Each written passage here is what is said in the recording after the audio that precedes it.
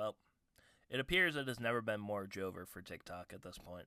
This may or may not end up being a very long video, but all I know is I just want to say, first off, thank you for everybody that has supported me over the last 6 years. I never imagined that I would have been able to build any sort of an audience just making random TikTok videos about the Celtics and other Boston sports stuff, and yeah, it's incredible the fact that I've been able to do what I've been able to do for so long.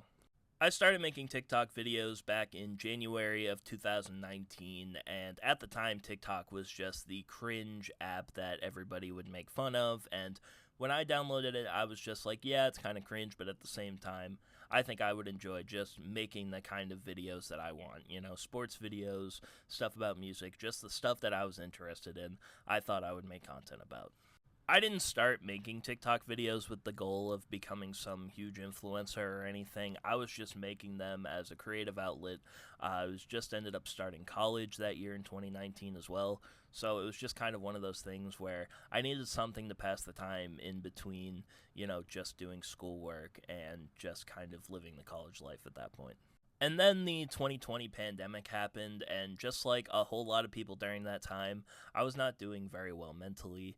I stopped making videos. I stopped really doing anything on social media at that time, and it just kind of was a rough time for me, and I didn't really know what to do at that point. And obviously, I'm a huge sports fan. I've always been a huge sports fan my entire life. And during the 2020, when there were no sports going on, I kind of just felt empty, and I didn't really know what to do at that point. So I started making more TikTok videos again, just trying to fill the void of what sports eventually would leave. And then the 2020 bubble happened, and that pretty much changed my life right there.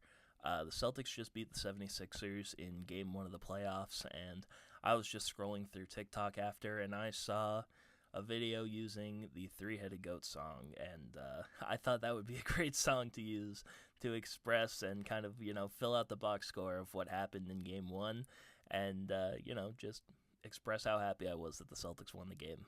After that video did pretty good, I guess, for my standards at the time, I was just like, hey, you know what, why don't I just continue to make those videos after every single Celtics game? I feel like that would be fun, and I continued to do that throughout the bubble playoffs, and, at the end of when they got eliminated, I was like, hey, you know what, why don't I continue to make videos? Why don't I start live streaming during the Celtics games, Why don't I keep doing this and that? And it all kept happening 6 years later, and here I am now with over 100,000 followers on TikTok just by making Celtics and Boston content that honestly I always loved, but I never thought I would have been able to share it with so many people that have the similar interests that I do.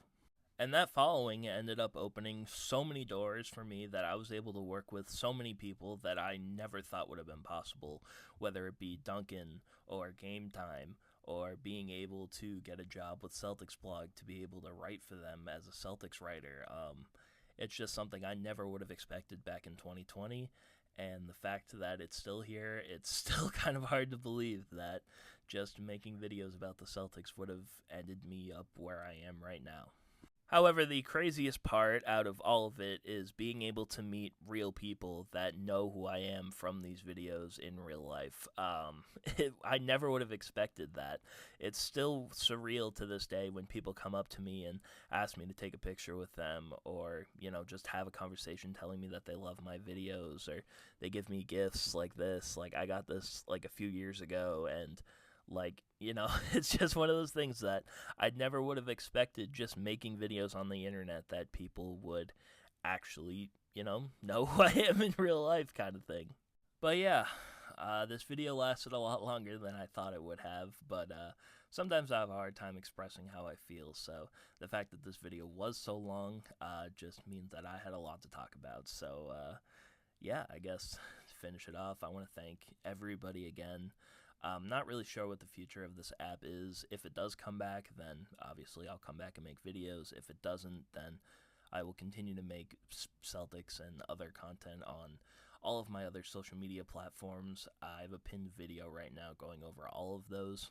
And yeah, once again, thank you to everybody.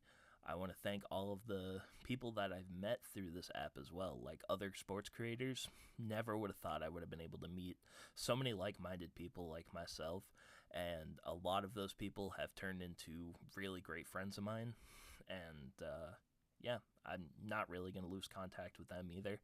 So I guess after this long-winded video, thank you again, and yeah, I will see you guys later.